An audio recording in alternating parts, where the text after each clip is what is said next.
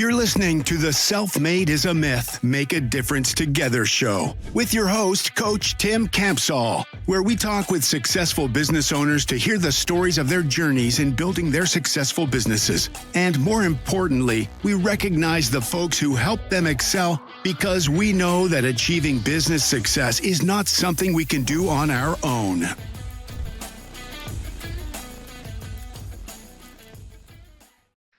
Hello, everyone. This is Coach Tim Campsall, and I'm excited to have a fellow business owner from Indiana with us today. Something unique about my guest is that he's been all over the world visiting children's homes. We'll have him tell us a little bit more about that here in a minute. In his downtime, he enjoys running, painting, and playing the guitar, and he's most proud of his relationship with Jesus. It's my pleasure to welcome Gerald to the show today. Hi, Gerald. Hey, Tim. Thanks for having me on. I appreciate it. Absolutely. Well, hey, let's start with having you introduce yourself. So tell everyone your full name and a little bit of your personal story, like where you were born and live and about your family. Absolutely. So Gerald Stanley. I grew up in Van Buren, Indiana. Most people don't know where that's at. It's a small rural town in northeast Indiana. Grew up on a farm, which I loved. You can kind of be, mischievous when you're on a farm. So, I learned how to, drive a truck and a tractor before, maybe the age of 10. But raised cattle and we had sheep for 4-H. And one thing we had as kids that was, at the time you thought it was terrible, but looking back, it's kind of phenomenal. We had 22,000 chickens that we would, raise. And part of our responsibility is making sure that they were taken care of. So that was, it was good. It's good to grow up on a farm. And sometimes I, would love to go back and just, do what my dad does. So, but that's where I, grew up and went to Eastbrook High School, played football there. Really loved my experience in football. So I played football at Taylor University. And so I have a couple siblings. And then my wife, Gretchen, and I, we actually are junior high sweethearts. So we started dating in junior high and continued that through college. And we got married the summer before my senior year, which was interesting because we went on our honeymoon, and then 2 weeks later I started football camp. And so it was like, well, I'll see you in about 3 months when it's all over. But we've been married for 25 years this year. Congratulations. And, 4 kids. We're all G's, so we're known as the G family. So it's Gerald, Gretchen, Grant, Grady, Gillian with a G, and Gia. So yeah, that's our plan and who I am. So I love it. Thanks for sharing. So tell us a little bit more about the visiting children's homes around the world. Yeah, absolutely. So part of my story there is we had kind of a God moment. We had 2 biological boys who are now, it's crazy, they're 21 and 19, but we were able to have children right away. But my wife kept feeling like she wanted to adopt, and I was like, I don't think so. But she kept praying about it, and then one afternoon in January in 2007, she really felt like the Lord was literally laying it on her heart. And my wife's very conservative with money. And so she's saying, Lord, if we're going to do this, we got to show us where the money's coming from. So she went out to the mailbox, and there was a check in the mail for $1,800.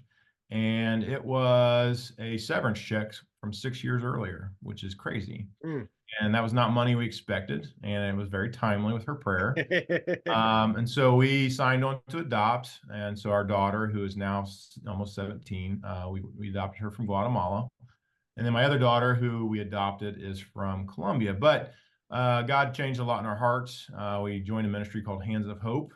We started doing that probably about the same age as my daughter, so 16 years ago. That really got us into the game of, not the game, but really just got us into God's calling and ministry to care for orphans.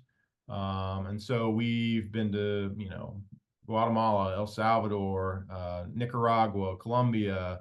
I've been to Rwanda and India. So we've been quite a few places, visited a lot of places, and each place is distinct and different. And it's neat seeing how God is changing lives in these other countries and in these children's homes. So Wow, that is such a cool story, and awesome to see that you guys were faithful to what God was calling you to do. It's awesome.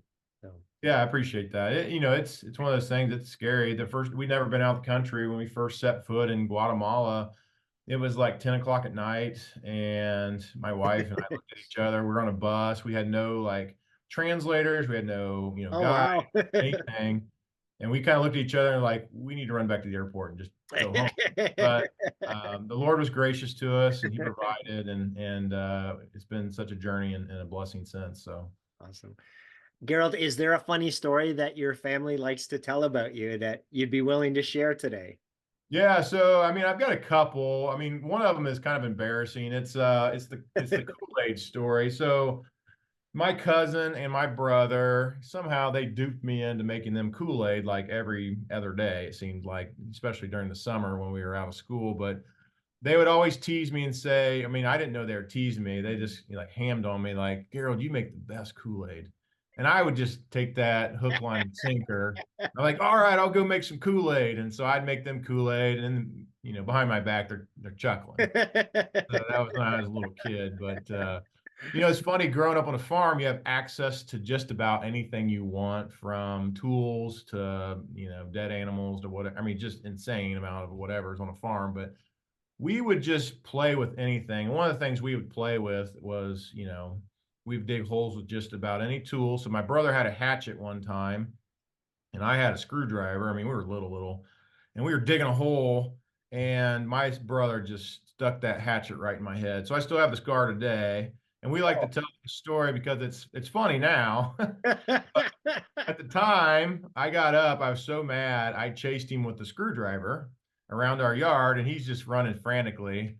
And I think about that now with my kids. I'd be like, I would be so, like mad at them. Like, what are you guys doing? And well, with us, it was just like, it was just, a regular day on the farm. Right?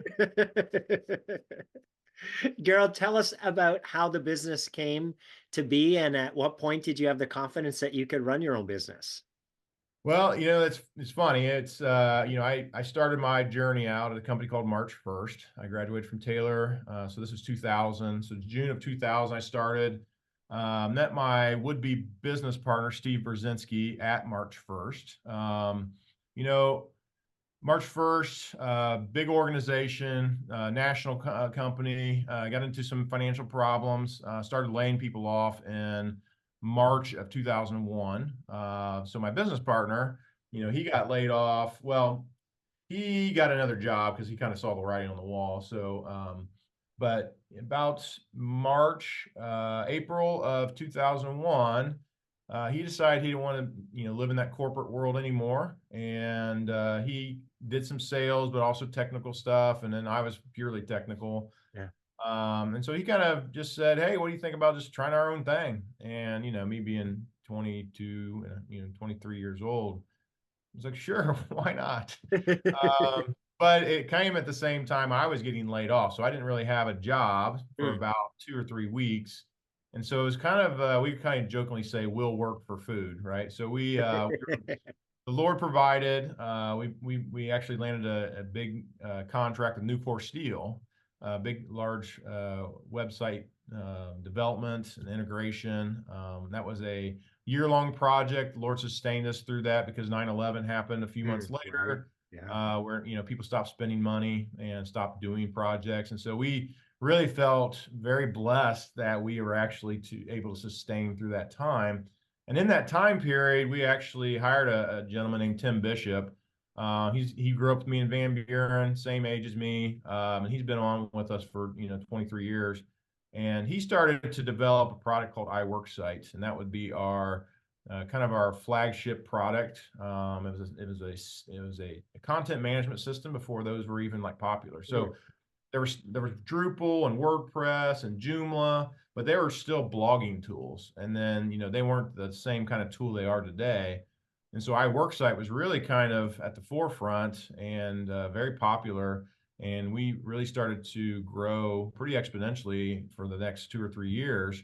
And then that sustained us till about 2015. And then we had to kind of start, making some shifts. But that's kind of that's kind of the the genesis of Imavex. Yeah, fantastic. So tell us more about the company.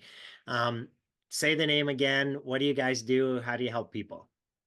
Yeah, so Imavex, it's kind of it's an acronym actually. A lot of people don't know this. It stood for Interactive Media and Visual Excellence because back in the day, Flash was a huge thing, right? So Steve and I thought we'd be utilizing Flash for the next 10 years, and so that was kind of the acronym that we came up with, and shorten it to Imavex. And so it's like Image, but Imavex. So we are an entrepreneurial company at heart. So Steve and I, it was that we'll work for food, but we started to figure out what we really like to do was, be creative. We both are very creative. Like I said, we like to, like to paint. I like to play guitar. He's the same. He's an artist. He sings. He plays music.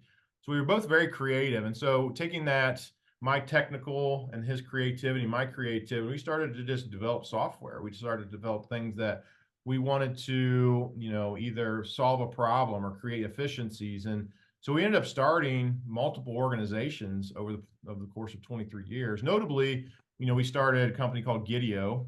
It's called Stream Motor was the product, and it's it's a product that's geared towards building Roku, Apple TV, and Fire TV channels. And so we have our own online video delivery platform that we developed.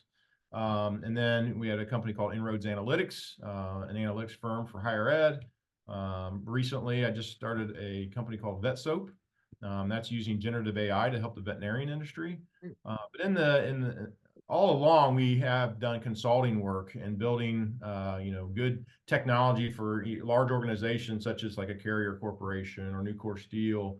And then, our CMS, and those website design and development services always been around and always kind of sustained us because it was, part of our core and the fabric of who we were because of our CMS. But we've started 10 organizations.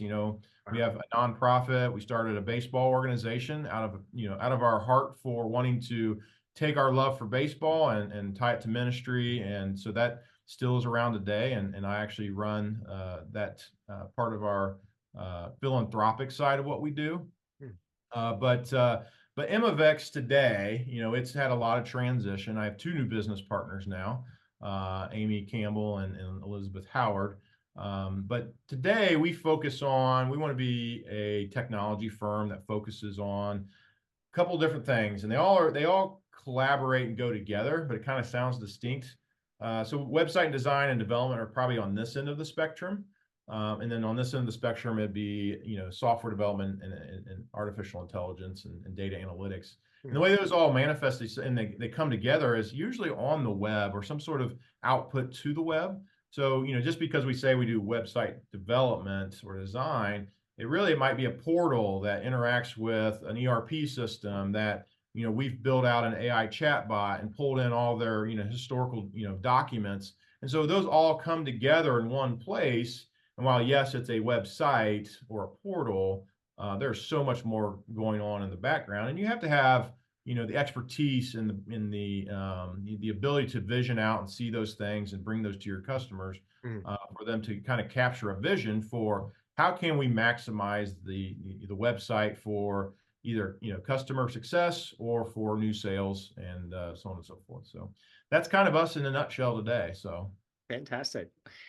Gerald, tell us a story where someone pushed you or inspired you that you could do it, and even though maybe you didn't think that you could, and the impact that that person had on you. Yeah, so I think there's different stages of this, entrepreneurial life that I've, been in from a business standpoint. I think Steve Brzezinski's probably the first person that we both were either naive enough, and he's an optimist. And so, when we first started the company, he didn't see anything other than us being successful. And it was inspiring. And it was, one of those things that I kind of felt, Steve's 10 years older than me. So, I kind of, latched on to him a little bit, being a young entrepreneur. And he really kind of was the genesis for, me getting out of this mentality that I never wanted to have my own business. And so now, fast forward 23 years later, and I've been a part of multiple businesses, and so I attribute a lot of that to Steve. But his brother Kevin, I also attribute to. he saw the vision for iWorksite, that CMS that we had, and he actually ponied up some money. And that was just kind of a shot in the arm for like, hey, someone believes in what we're developing and what we're doing. So I really attribute, Steve and Kevin, just that genesis and that gumption to go and make something happen. And that was great, especially for being, a young, business person at that time. And he put a lot of trust in me too. Like, being 23 years old, zero background or experience, what he probably saw in me is that I was, a hard worker. I'd burn the midnight oil, multiple days in a row and no sleep. I can't do that anymore. It just doesn't. So, uh, but Steve and Kevin were fantastic. And then fast forward to today, I really, feel grateful to my new business partners, Amy and Elizabeth, because it was a challenging past few years and really trying to figure out what I wanted to make of Imavex and what we wanted to do. And both of them really just said, we believe in you and what you're doing. And, we bring our strengths to the table in this way. And, you have, the background experience, the technology prowess, and we're going to really make a go at this and really make something special out of Imavex, kind of like what we used to have and feel. And so that's been extremely inspiring in the last really 6 months for me. Mm. It's been rejuvenating. It's almost just as exciting and stressful and anxiety ridden as it was in the first days. And so that part has been really inspiring for me. And I really appreciate those two as my new business partners and what they bring to the table and what they bring to me personally. As we grow the business together. So that's been awesome. I'm sure that there's been lots of experiences that you've had, both good and challenging. But what's the biggest learning that you've had as a business owner? Yeah. So, the Lord's always providing, always teaching me, and he's been gracious to me. So a couple of things. We had an incident in about 2014, 2015, where we had a new business partner come in and wasn't forthright with how things were run. We didn't have a good operating agreement in place. So we actually put ourselves in a pretty bad position and could have lost our company due to one, unethical business practices on his part, but also two, just us being naive and not crossing our T's and dotting our I's, right? So, I'm not, speaking ill of this person. It's a reality that not everybody is equally yoked in the way that you run business Right. or in the way you think and your philosophies on life and how you want to treat others. And so what that taught me was, as much as I hated documentation and as much as I hated going through the process of doing things with, legal representation, it is vital. It is so vital. The other part of it is vetting your business partners. Yeah. So understanding who they are, how they operate, what they believe in, all those things, because it is truly a connection that you are not going to get out from underneath easily. Yes. And so if you're going to jump in and legally be bound to someone, then you need to make sure that you have all the same philosophical beliefs. And, from my standpoint and all of my business partners, for the most part, have, been a Christ follower as well. And that has been a huge part of just the way that we even carry ourselves outside of the organization and our philanthropic heart and wanting to support, because Imavex has supported multiple children's homes over the years and just, our love for Orange baseball and, doing golf outings to raise money. That comes out of that vetting process and that equally yoked process to understand who you're connected with so that you can do the things that really are meaningful to you as an organization and as people. It's a big deal to go into a partnership, like you said, right? It could be a forever thing. So making sure you're dotting the I's, crossing the T's, doing the vetting, asking the tough questions, right? It's kind of like the analogy to getting married, right? You need to make sure that you date for a while and really feel each other out, because once you've signed the paperwork, it's near impossible to get out of that relationship unless there's a clause in the agreement that, it has a get out of the relationship clause, right? Yep, absolutely. Yeah, appreciate you sharing. In a similar vein, we know that business success doesn't happen in isolation. So tell us about one of the biggest challenges that you've had during the years, and maybe a colleague or a fellow business owner who came alongside you and helped you through that challenge.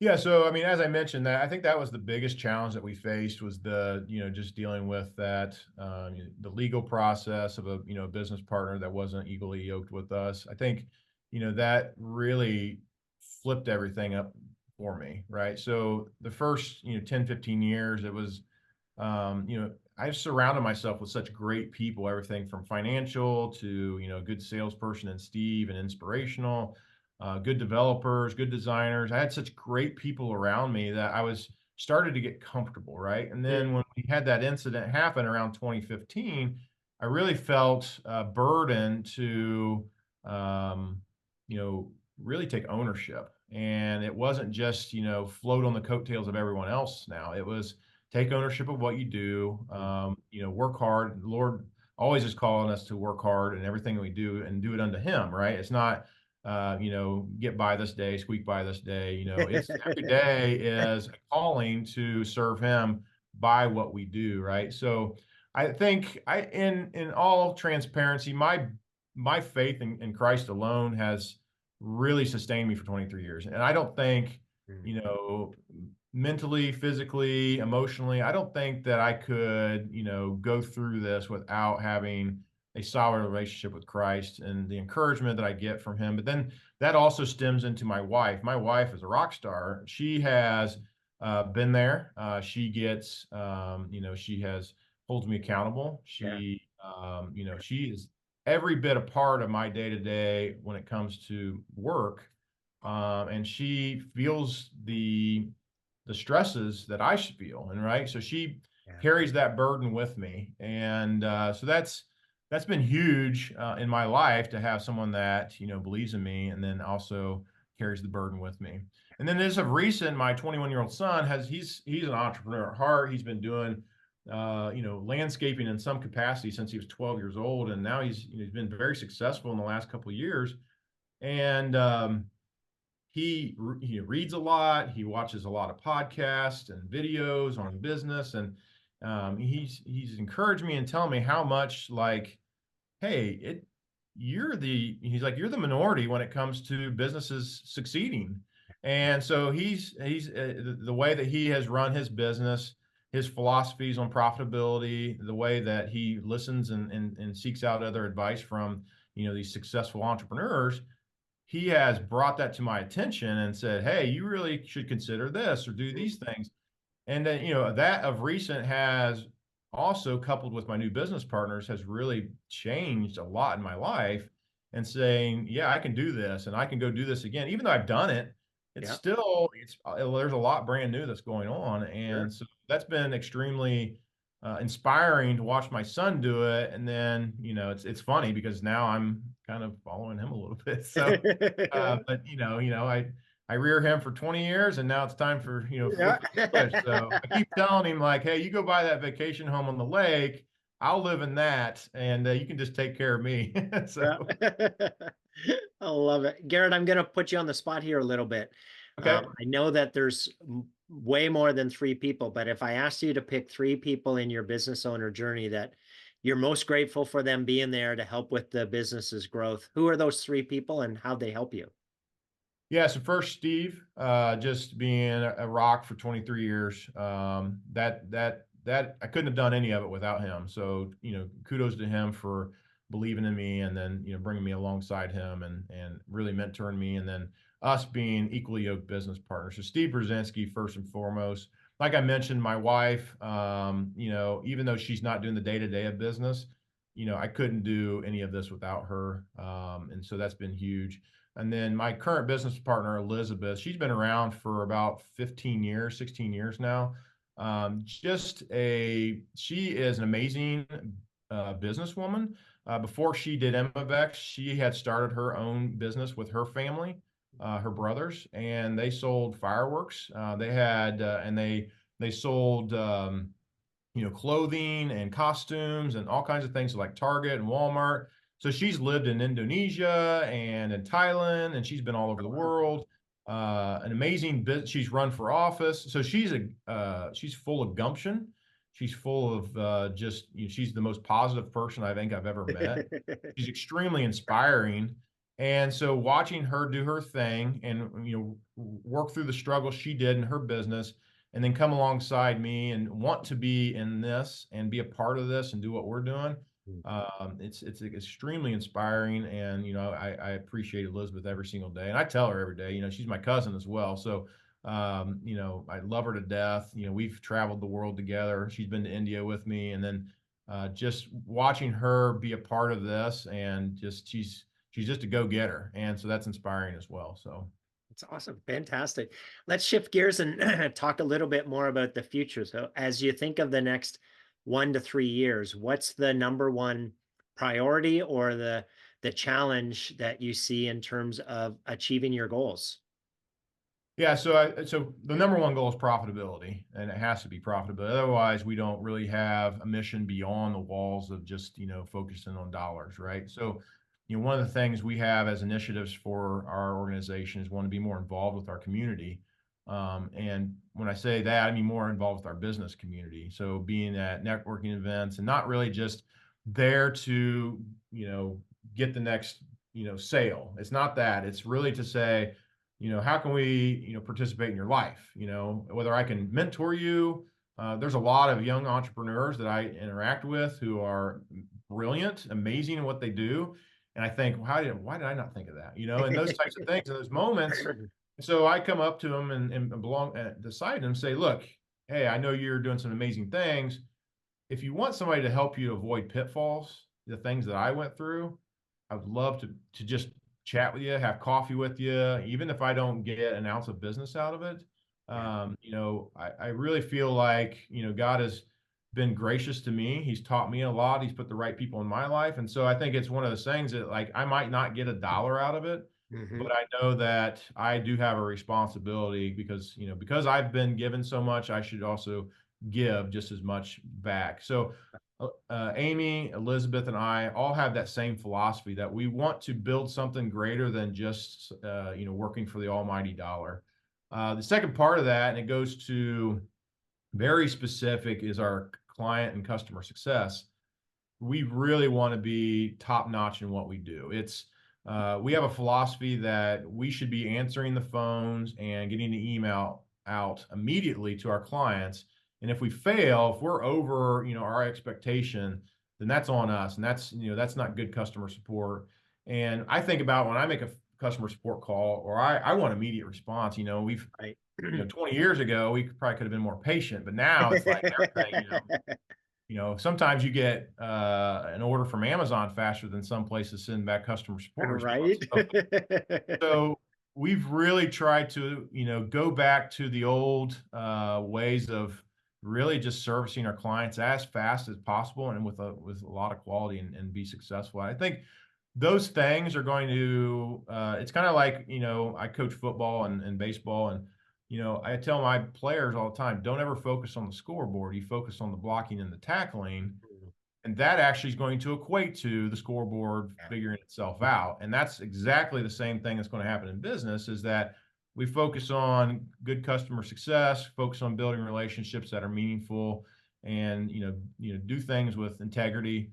Those are going to help take care of themselves. And obviously we have to be fiscally responsible, when we fill out the financials each month. But those things are, I think, the core of who we are as an organization. It's quite amazing that just the simple concept of do what you say you're going to do when you say you're going to do it has drifted so much over the years that it's actually a point of difference for companies who are doing it today, right? Yes, yes. It actually is a differential, especially when, part of your services is kind of a commodity. So I'm up against, as when I build websites now, I'm up against the generative AI. I mean, they could go build you a website. But so it's the differentiator is that I just need to pick up the phone, call Gerald because I'm freaked out because my website's down or I don't know what to do. And Yeah. I'm like, I tell a lot of my clients, like, here's my cell phone, call me. I don't care what time it is. Just give me a call. Yeah. So. Fantastic. Last question here, Gerald. Jim Rohn's one of top business gurus. One of his famous quotes is, "We become the average of the 5 people that we spend the most time with." So as you think about that quote, what advice would you have for business owners who are trying to do it on their own?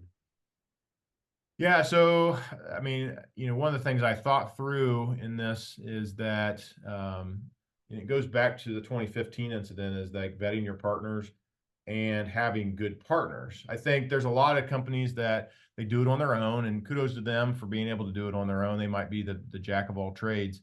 But I have found in my experience across the multiple businesses that I've had is that part of the personality of your business is your interactions with your business partner, right? And so, I think it was C.S. Lewis said that when one of his friends died, part of him died with it because I'll never see the interaction I have with that person again. Mm. And so that same thing holds true in business. Like, your personality as a business is a representation of your interactions with your business partners. And it can be very special, especially if you go through the vetting process of finding good ones. I think too, when you talk about surrounding yourself with good people, or the people that you're with, I think, especially as young entrepreneurs, spending time with your family, prioritizing your wife and your kids is huge, especially when you get to be older and you start to see your kids go off to college, and which is the stage I'm in. And, I don't have to lament the fact that I missed any of their things. Every game, took them, on vacations. I didn't miss, one event. And that was because I had, the Lord was gracious to me, but I also prioritized my family. And so part of the personality of our company also goes back to my interactions and my relationship with my kids and my wife. Yeah.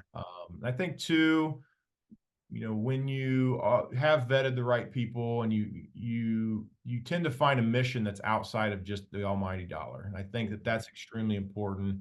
That may not go along with the 5 average, of the people that you're with, the average 5 people you're with. It really goes back to, you will pick a mission based upon the people that you are with. And I think it is important to have some sort of, you hear, what's your why, right? So I think our why is different than a lot of companies, and we definitely are going to continue to go down that path and not make dollars our sole focus.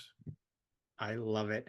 And partners doesn't have to always mean, a business partner relationship. It could be, an outside company like a CPA or something like that we're partnering with as well. So folks who are listening, it doesn't always have to be a business partner to have those strong partnerships that help you to navigate the world of running your business. Oh, you're absolutely right. In fact, I still have, some very good business people in my life that, we're not connected contractually, but I reach out to them often to ask good questions. And, sometimes when I'm thinking one thing, I get a completely different perspective, and it's huge because they hold me accountable, but they also keep me from making mistakes. So you're absolutely right. So. Gerald, it sounds like you've been blessed with some incredible people in your journey. If they were all here on the show today, what would you want to say to them? I tell them a lot because one of the things I challenge my kids that I coach with is that you may not get tomorrow. So make sure you open up your mouth and you tell people how appreciative you are of them. So I do tell the people in my life quite often, like, one, I love you. I respect you. I'm so appreciative of you.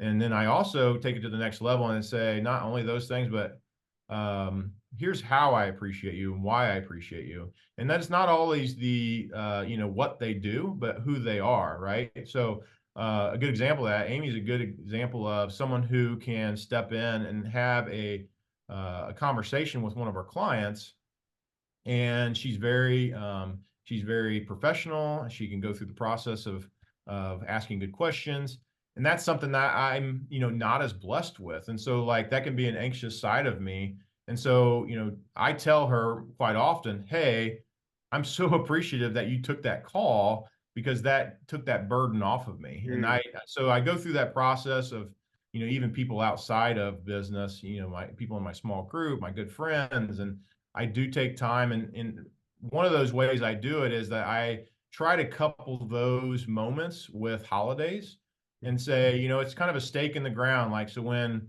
maybe Christmas approaches or Thanksgiving approaches, I just say, you know what, I am thankful for today and, what I have, but I make sure that I'm going to actually tell these people on this day and try to, make that kind of a reminder, so to speak, to go through that process and make sure I tell people often, how appreciative I am of them. That's great advice. Fantastic. Well, Gerald, it was a pleasure speaking with you today. I appreciated all your insights. Thank you so much for being on the show. Yeah, thanks for having me. I really appreciate it. It's always good to talk and tell your story. And, I really just am appreciative, Tim. Thanks for listening to the Self-Made is a Myth show. Please help spread this movement by liking and subscribing to our show and following us on Facebook and LinkedIn. To join our movement, go to bemadtogether.com. Okay, folks, that's a wrap. Please pay it forward and be sure to tune in next time to the Self-Made is a Myth podcast.